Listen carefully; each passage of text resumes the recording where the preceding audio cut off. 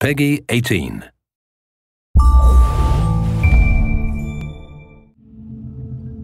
Hi there, my name's Jamie Keane, I'm the lead game designer on Far Cry 3, and this is Mark Thompson, I'm the level design director. So what we're going to show you today is we're going to show you a run through. So you find yourself to begin with in Amanaki village. Now this is one of the hubs in the game. It's kind of a friendly area where you can rest, recuperate, you're going to feel a bit of the life of the world, but you're never under threat here. You can also do things like you can go to the store and buy new weapons and things like that, but it's basically your safe haven in the world. I was out hunting this morning, got lucky. So at this point, if you look at the mini-map, it doesn't have a lot of useful information on it. Actually, it's almost entirely useless, apart from the radio tower icon you can see there. Whenever you get to a new area of the world, the map will look like this. So the first thing you need to do is find the nearest radio tower, which is generally a visible landmark on the horizon. And then you need to head up there and take off the GPS scrambling device, which Vass and his pirates have put there. So they're always going to be pretty much in high places in the world, areas that you're going to find easy to see. We wanted to make it a slightly different challenge to the rest of the gameplay. A lot of the gameplay in the world is combat-oriented, whereas this we wanted to make much more of a kind of a jumping puzzle. This one's the first one that you come across in the world, so it's a really light challenge, but later on in the world it's going to become a little more tricky. We want to emphasize that feeling of vertigo, so you're going to have some pretty gnarly jumps to try and make. You're going to hear the wind kind of rattling through this thing, you're going to hear it creaking. So later on it becomes much more of a challenge, but for now this is a pretty easy one. It's a fairly straightforward route straight up to the top. Yeah, but I mean the level designers did get a little bit mean with the later ones. More than a little bit, I'd say, yeah. Some of them, but in a good way. It's a good job they don't do anything like put their names in the credits so everybody knows who they are. You can't find people on the internet like that anymore. No. Alright, so you can see a bit of the size of the scale of the world. We're showing about 1/20th of the world in this demo, so you can just take a little bit of a look around and you can see the kind of the overall scope of the game as a whole. Everything you can see in the world you can get to at any time, and you can explore, and when you get there the world will reward you for doing so. It'll be fun. With these reveal sequences we want to show you a little bit of the world, some sort of suggestions on areas where you can go to explore afterwards. If you take a look around in the horizon as well, you'll see these kind of black smokestacks. Now these are the outposts that are scattered around the world. They're probably your best next step. So you can see the big red areas on the map. They dictate that the pirates control this part of the world. So when you move around the world, you might be ambushed, you might come across roadblocks as you're driving around. But what you can do is, if you head to the outpost, you can actually take it back and claim this part of the island as your own, well, as yours along with the rebels, the Rakyat. So gradually as you move through the world, you end up kind of cleaning the map. And taking it back for the locals, which in turn makes life easier for you as you move around. Right, so we spotted a couple of goats. So we're going to kill the goats with extreme prejudice. That's quite unfriendly, I thought.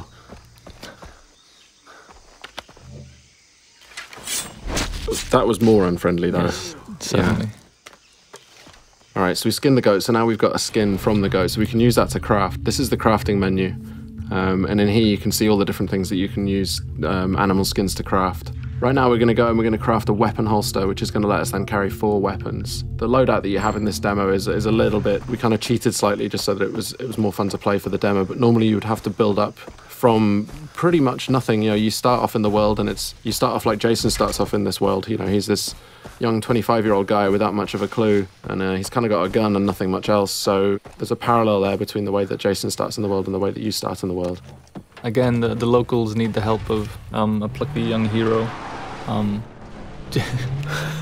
Jason hears the call of duty and sees an opportunity for a Medal of Honor, so he heads out into the battlefield to try and resolve the crisis in uncharted territory. And it's kind of the borderland between a series. Alright, so we're here at the outpost now. Now we've got the camera out, which is going to give us a kind of a bit of a chance to look around and spot some enemies, tag them so we can work out a better route, a better path. This is one of the things that wasn't part of Far Cry 2 really, but It was a cool feature in Far Cry 1 that we liked, so we brought it back. And these outposts as well, they're going to really change the feel of the world. If you take them out, then you control the area, and then the Rakyat are going to move in. It's no longer going to be enemy controlled, it's going to be friendly controlled, so it's much easier for you to move around in the world. But you've got to take it out first. And one of the things you want to avoid is getting these guys to set the alarm off. So you can approach it just all guns blazing, or you can charge in and well, not charge in fact, but take it a bit easier and try and do more of a stealth route. Spot the guys first, try not to get spotted. If they do spot you, they're going to run for an alarm, so you want to stop them setting that alarm off.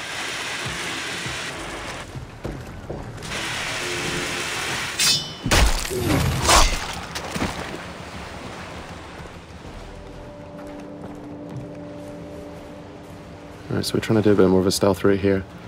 Got to be a bit careful. That white line you can see there is a detection meter. If that fills up, they're going to spot you and then combat's going to start. So we've used a rock there to distract that guy, so he's going to go and check that out, and in the meantime we can go off and head off around here and do a death from above. Okay, so he's now alerted. So these guys, you can see he's heading over for the alarm there. It's a good shot. A little too good, I might say.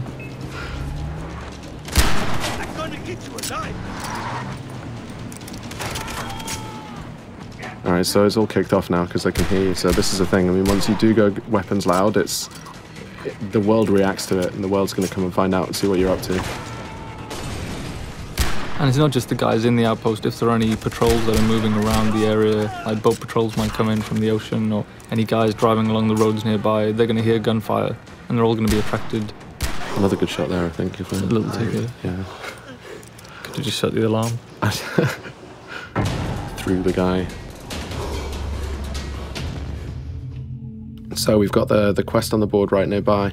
We've also got this hunting quest down here. The other thing it's done is opened up a fast travel node. Now, fast travel is something we really wanted to get into the game so that you decide how you move around the island. Here we can see the weapon store. Just going to go and upgrade one of the weapons that you've got. But yeah, you can stock up on any ammo that you're missing. You can buy consumables like health packs and body armor. Mm-hmm. You can buy maps as well if you're interested in exploration. It's going to show you where all the different collectibles are. You can see where all the chests are. You can see where all the relics and all the lost letters and the memory cards are. Alright, so this is the weapon upgrade system. So each weapon has a different set of upgrades that you can use. Really good idea if you want to play more stealthily is to find a weapon that has a sound suppressor like this MP5 here. And you can also paint it pretty colours. Devilishly red. Devilishly red. Yes.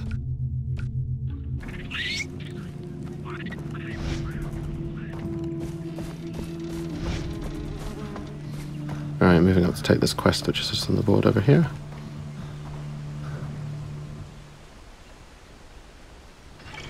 Dennis said that the jungle would speak to me. So the villagers in Amanaki have had some problems with local bears. They've been killing them, I guess. That's the problem they've had with them. They've been dying by bear. And the thing with these as well is we want to add a sort of a gameplay challenge as well. So it's not just going to be a question of getting in there and shooting them, however, but we want to add a little bit of a challenge in terms of the weapon that you can use. So this one you've got to use a shotgun to take these bears out. You've also got to find out where the bears are. So you've got that 3D objective marker, sorry. You can use a knife as well. Oh yeah, you can use a knife too, yes. But, yeah. Knife versus bear. It's a bad life choice. Always a good choice, always a good decision. Alright, so we're coming up on the quest location now, so we've got to go and pick up a shotgun. And you can see on the minimap we've just dipped into a new undiscovered part of the world. So if we didn't want to go kill these bears, we could head off to that radio tower and unlock a new section of the map and unlock some new side quests and things to do. But right now we're going to go and shoot bears. In the face? No, well I decided not to go with in the face because... That would be too efficient. It would be. But there we can see it. Alright, now, bears can take a lot of punishment and they pack a real punch, as you can see there. When you get hit by them, you really know about it. I've seen it go a lot worse than that. Definitely. Well, that's the thing, because you feel all confident because, you know, they're not closing very quickly and then suddenly knock you over. Yeah. All right, so we're into the cave now. And this is it's a whole new dimension, I guess, that we added to Far Cry, is lots of interior spaces. There's something that the tech couldn't do back in Far Cry 2, so it's something we added, so you'll have lots of... and it just adds lots of interesting avenues for exploration. Lots of cave networks, tunnels underground, old mines, old temples. And there's always something to do and find down there. It's true. And you have a flashlight as well, so you can see where you're going. Indeed. Adding other dimensions, really. Got to interplanar experiences. Yeah, I mean, physically and metaphysically. So we added Hell and Rylea. And Yeah. In the last area, we headed to the radio tower first so we could figure out the lay of the land and decide what to do next. But in this instance, we just sold the smokestack and headed straight for it. And there's no order that you need to do anything. No, I mean, you don't have to do any of these things if you don't want to. It's just going to make it more difficult to... Oh, I think I heard a tiger. Ah, yes. That's kind of forced the hand on the stealth issue there a little bit, I think. Yes, a little too close to the outpost there. Explosive arrow. But they don't know quite where you are yet. They just heard the gunfire and they come and investigate. Oh, and this is the best explosive arrow ever. Great. I know I'll start a fire. So you can see there we used a few different types of arrowhead. They're actually craftable items. So you're not just stuck with the bow is a super cool stealth weapon for long range kills, but you can also go craft fire tips and explosive tips, so you can be more versatile at long range. But it still stays stealthy even if you've got those kind of like more full-on arrowheads on them. Stealthy explosions. Yes. Stealth explosions. I think we should do that in the real one as well, actually. Stealth explosion.